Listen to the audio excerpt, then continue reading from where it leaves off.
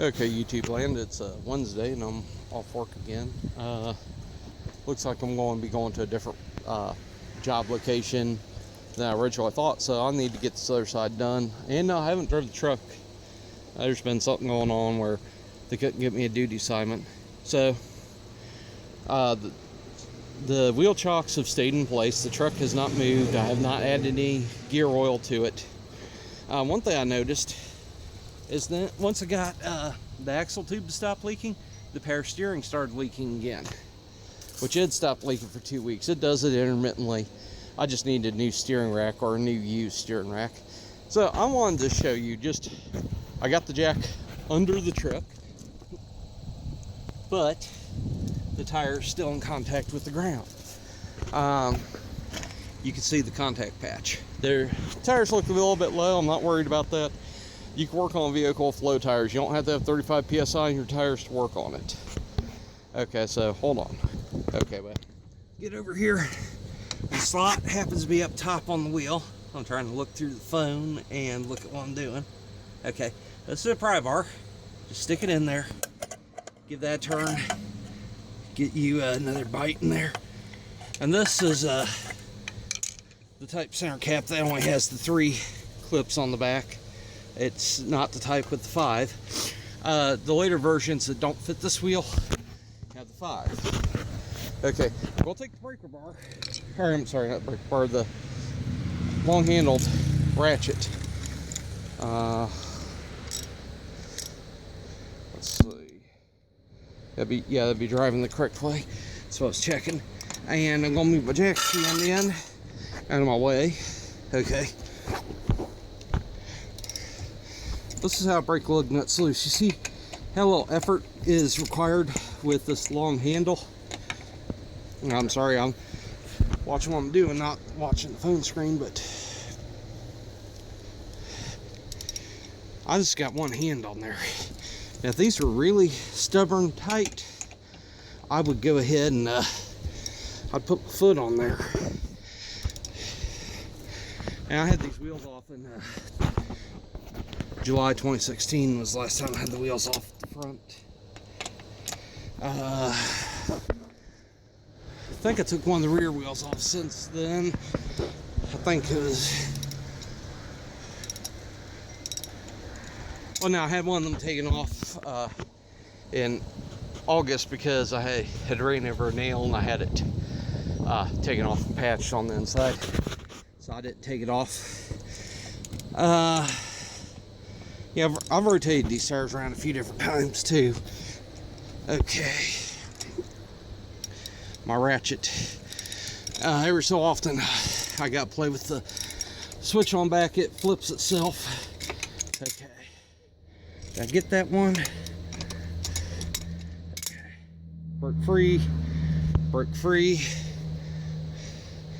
That one's not brake free enough. Okay, yeah, it is now. If I can take my fingers with the vehicle on the ground and move the lug nuts before I put it up in the air, then they are brake free enough that even on a rear-wheel drive vehicle with nothing holding the wheel in place, if you could do this, once you get it up in the air, you can get the lugs off, no problem. No hassle. So I know that one's loose. I just kind of tightened it back up a little bit. Okay, now hold on, we'll switch sides. Okay, I've got this already broke a couple turns free. I put my foot on it, and the problem is I could really use a longer extension to break that axle nut loose using the long handle ratchet. You see the handle of the ratchet. Hang on here, folks. Okay, as you can see, the handle of this long handle ratchet, this is a 235 75/15 tire, just sticks out. Yeah, just past the edge of the tire a bit. Be even easier if you had a longer handle ratchet. I no longer have a 3/4 drive ratchet. I have a 6-point socket and 3/4 drive. Actually, I have it home with me, and I got a 3/4 drive breaker bar. But I wanted to show you instead of using the electric impact, you can break this loose on the ground with the wheel in place. I loosen the lug nuts up first, and I'm loosening this up on the ground. Well, that's it for now. Okay, folks, got it up in the air, but I have not taken anything off yet. Okay, I repositioned my jack to get it on the jack stand where I wanted it. Pick your vehicle, give it a shake. If it feels flimsy at all, move your jack stand. I didn't like where my jack stand was sitting the first time, so I moved the jack because jack base is interfering with where I wanted to stand. Here we are. Okay, got the axle nut loose before the truck was in the air. See my lugs. These, I have not touched them since I took this thing off the ground.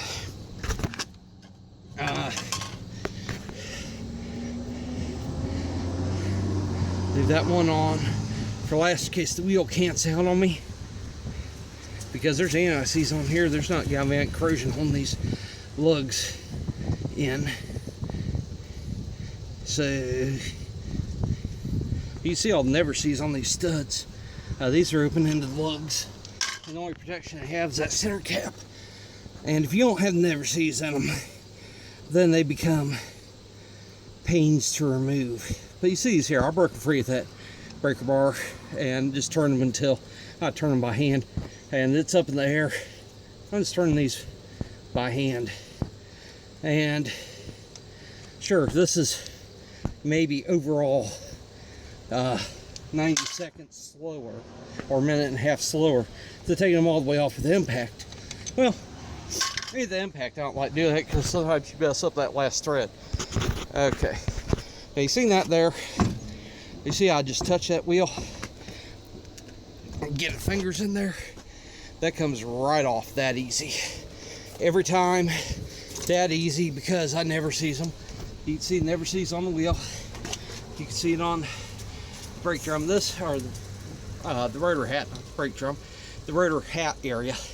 And I can tell this one needs a new coating in the hat area. It is just too thin. All right, that's all for a minute. Ooh, it is. Okay, folks, grab me a selection of tools. So that's not going to be everything I'm going to need, but I'm going to try to get as much done in one sitting as I can. So I haven't taken the brake caliper off, and you got 13 and a 13 here. Hang on. Pause. It won't pause because I got sweat on the screen. Pause. Trying to get this camera to pause because I sweated on the screen, folks. It's not doing it. Folks, my phone had an issue because I got a drip of sweat on the screen, and my screen sensitivity somehow got played with over the summer, so that messes everything up. Anyways, I got the caliper off. I set it up here. I forgot to grab a bungee cord, so I had to get back up in a minute and get one out of the back of the truck. It will rest there on its own for a minute. Okay, brake pads on these things, they're held in here, and I've replaced these stainless slides here a few years back.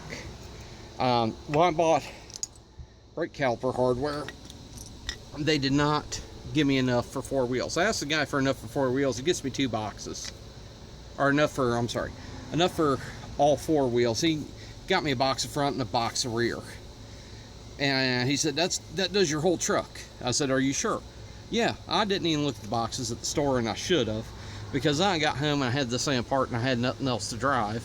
My other car had a blown brake line at the same time, so I was down to this, and it had severely warped rotors, and I had on the other side the slides were stuck, and these move here. I took these out in 16 and I cleaned them up, and to get the other ones, it was a 3-day wait because none of the parts stores in this area had them. As you can see, my brake pads, these are the Wagner Severe Duty. The front pads are plenty thick. They're not down to the groove, and Well, yeah, there's a wear indicator on there. Okay, you can see how far from that wear indicator I am. I just take them like that, set them off to the side. Then I need, where's it at here? Okay, I'm trying to do this at the same time it should.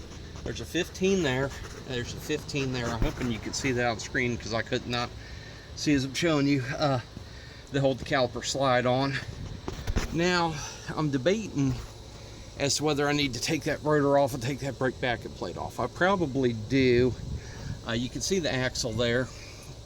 And if you take the rotor off, you take the brake bracket plate off, you have more room to maneuver that axle out because I'm not taking the shock off.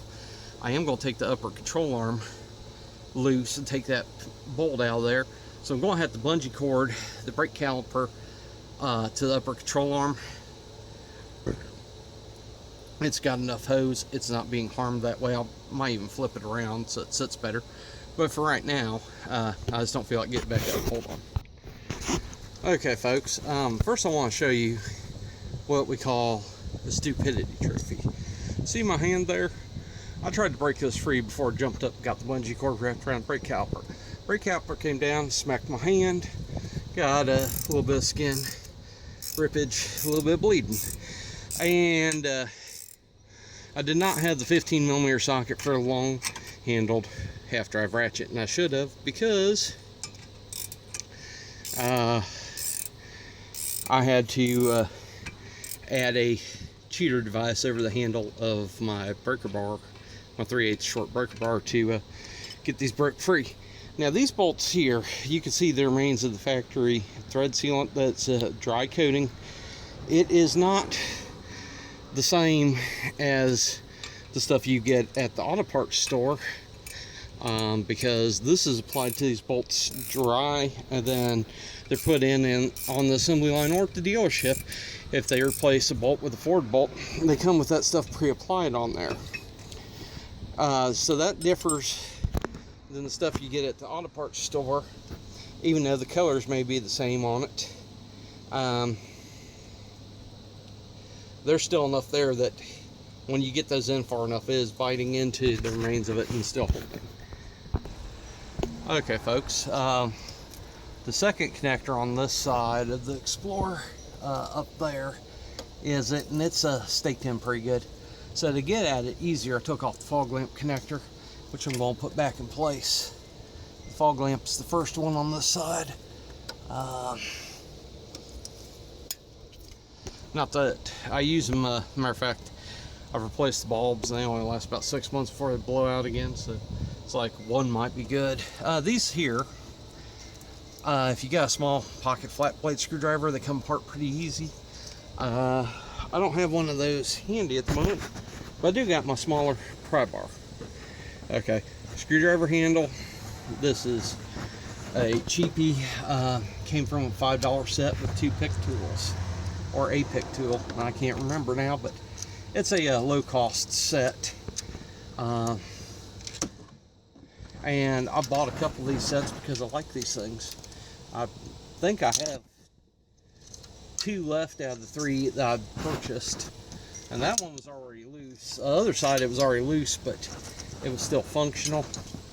Okay, so get that out of the jack. Just let the jack under there in case I need to raise it up, or in case the worst would happen, I got something that'll catch things. Okay, just take the wire and take it, put it back behind itself like that. Now that wire's out of the way, the brake hose is out of the way. I can take this loose. I did take the dead blow hammer, tap back on the axle nut, and it's off by a few threads. And I think this is a factory nut, because you see this place here where it's staked in, so it's taken out around. That helps to hold it in place when torqued. That helps keep it from rotating off. Anyways, you know, the bolts are put back there, there, and there that retain the brake splash shield. Okay, here's my brake caliper slide. I put the bolts back in it. There's lower bolts that hold it to the spindle. These are the upper bolts that hold the caliper to the slide. The caliper is bungee corded in place. It will move with the upper control arm when I take this bolt out and I hit there to break the taper. Okay, let's see if I can pause this again and do less video editing. Okay, YouTube land, once you get this broke free, and I really wish I had the 15mm socket for the half drive with me, or my 3/8 the half drive adapter, which would probably snap under the torque, but yeah, I had to use the extension handle on the breaker bar to get the nut to start moving, because I don't think this one's been out before. The one on passenger side definitely has been. This may not have been. There's a lot of rust on the threads, but as you can see, once I broke it free, sprayed some penetrating oil on it, about to respray. Okay, here's something that we had to do a lot up here in the north, is you spray that bolt and that nut. We're taking the nut, we're moving the nut down. The bolt hasn't started spinning yet, thankfully, but it will at a certain point. So I had to drive the nut back on so I could re-lubricate these threads, so it will get the lubricant into the threads, because it would come off a few turns and then it got really hard again. Well, this bolt is absolutely critical to reuse. I don't have access to another one. I don't have a ride to go get another one. So let's just see gear wrench in action here. It's getting tight again. That's about where I had it when I backed it back all the way in. Give this another spray. I'm using the PB Blaster stuff. I'm not sponsored by them. They make a good product. I also use WD-40 on certain things at certain times. Happen to have a can of this amount of WD, so this gets chosen. They both work on rusty stuff like this. I can't even hold my gear wrench. I pick it up and I'm throwing it. My hand's going, no, I don't want to.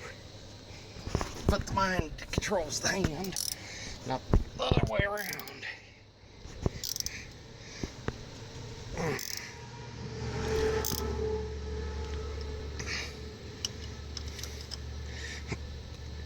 Wow, that sucker is getting real stubborn again.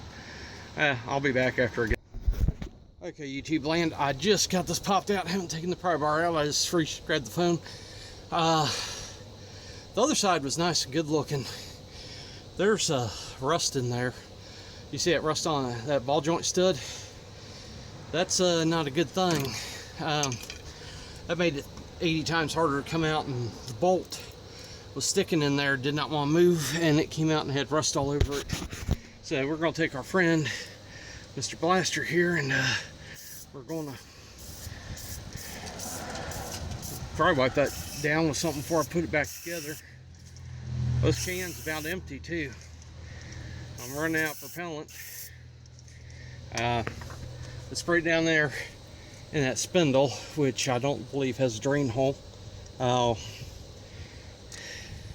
If it does, it's where the wire goes on for the ABS sensor, which I did not take it off the spindle. I left it connected. There's a 8mm bolt back there.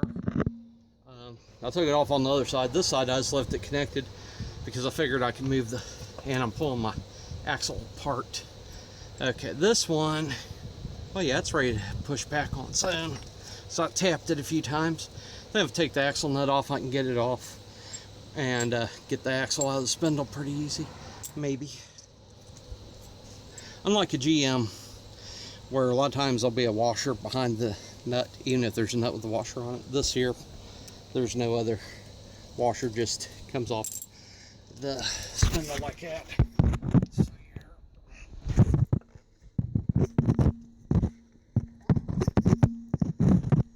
Now it's being stubborn. Hold on. Okay, YouTube, I'm gonna stop this video here. I'm at a mess of a junction. I got the shaft coming out with the CVX. I need to go and check something on the computer tater and call for a hand.